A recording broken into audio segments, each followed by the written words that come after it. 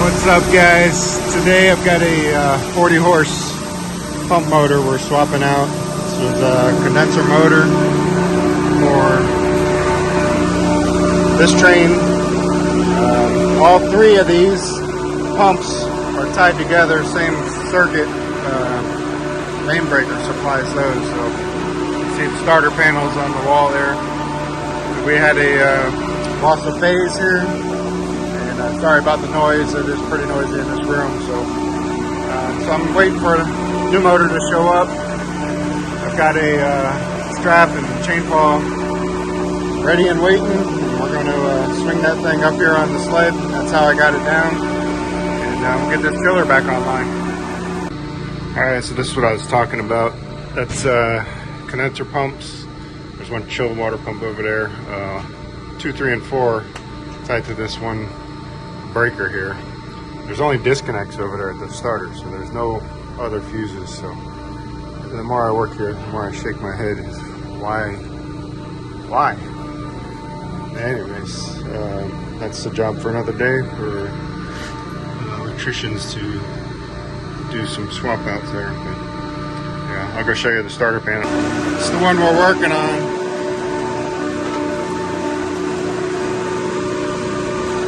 Just a disconnect, and all we got is the starter in here, so there's no fuse protection from here to that main breaker. This one's the same way. They're all the same. Why they didn't put fuse disconnect?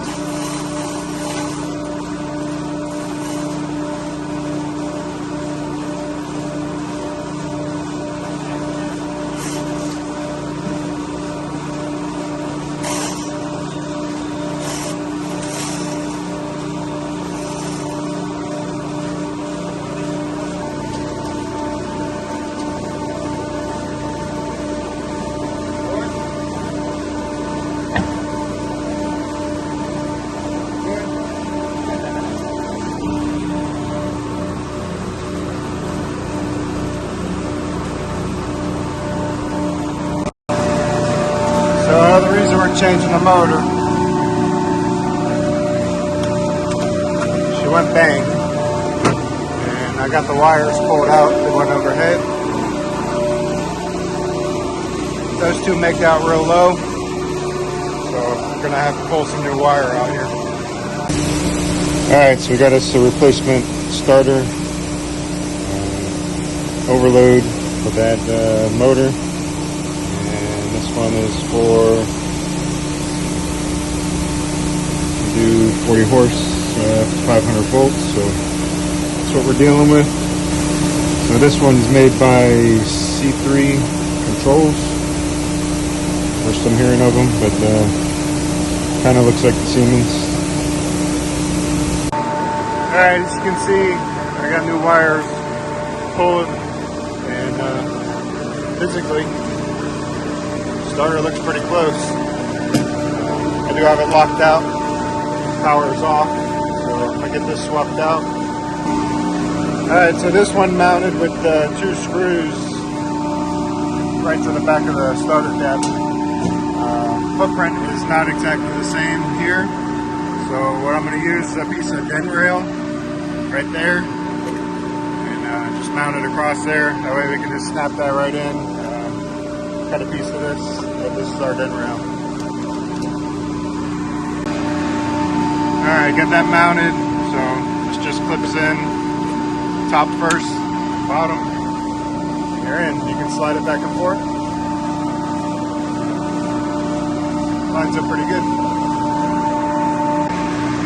Alright, so I got the line voltage hooked up there, coil wires hooked up. It's easier to hook up the coils first. Put these in.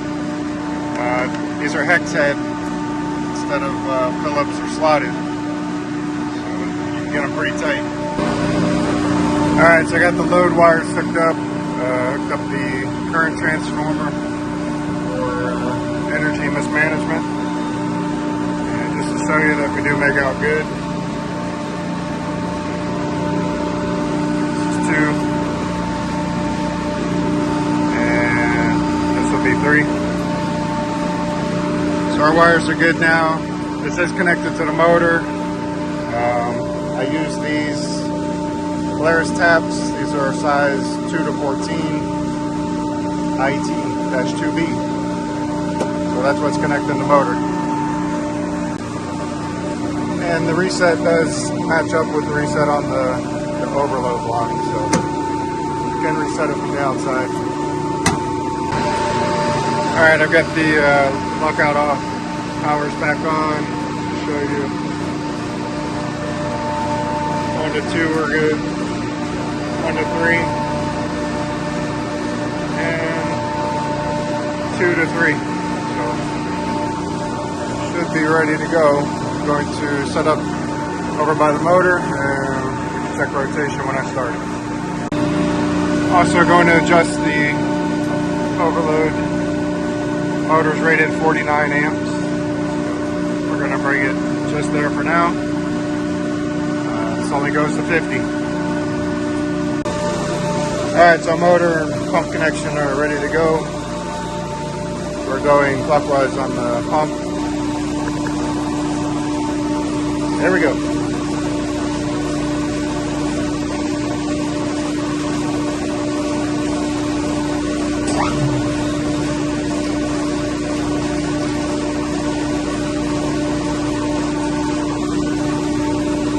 Alright, we're going to have to do a swap.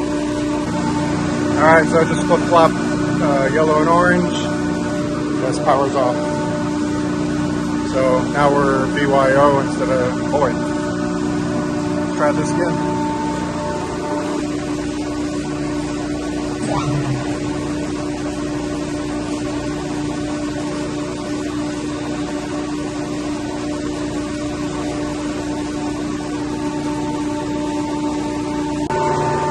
Alright, rotation looks good. We'll do a little amp check on it.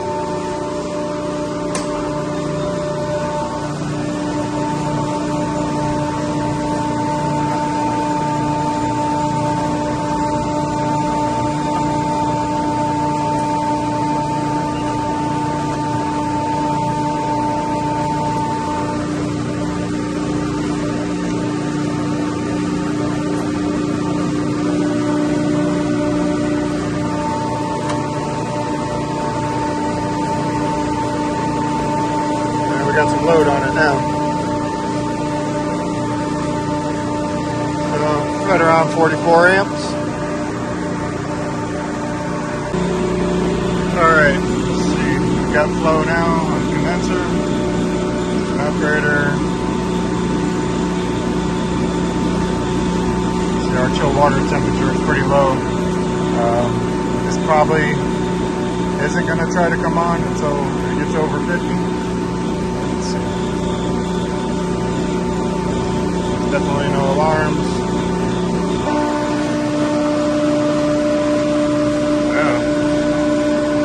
This is another chiller. We got a bad sensor on this one. So we're going to stop this one. Yes. We'll bring that load up, bring the other chiller on. Alright, so while I'm here, I'll replace that entering chill water sensor. You see all these marks on the insulation here. Iguanas hang out in here. They are a nuisance down here, and they climb all over these chillers. I'm surprised there's not one hiding up in here. Yep, all over this thing. Alright, so the load went up and she did come on. This is our chiller number 2. 1 was not running, 3 was running. 3 is the one with the bad entering water temp sensor. Alright, so I went ahead and changed both entering and leaving. Entering, for some reason, has a temperature display, but I haven't even bound it yet. R2718.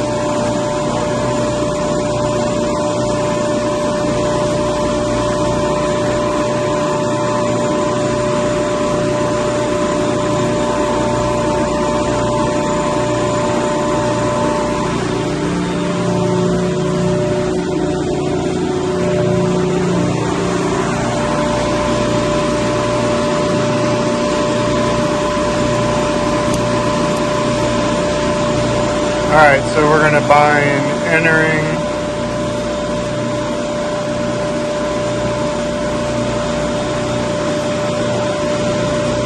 We're going to go activate with the magnet.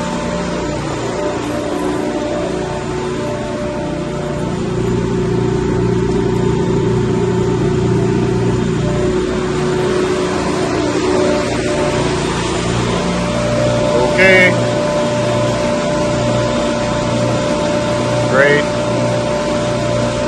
We're going to bind leaving.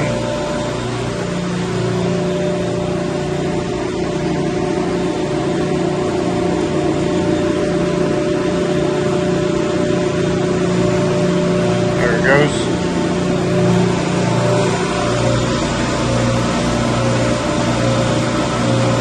Okay. External auto stop emergency stop inputs. Line input. Don't know what that is. Let's go back home. Reset our alarms.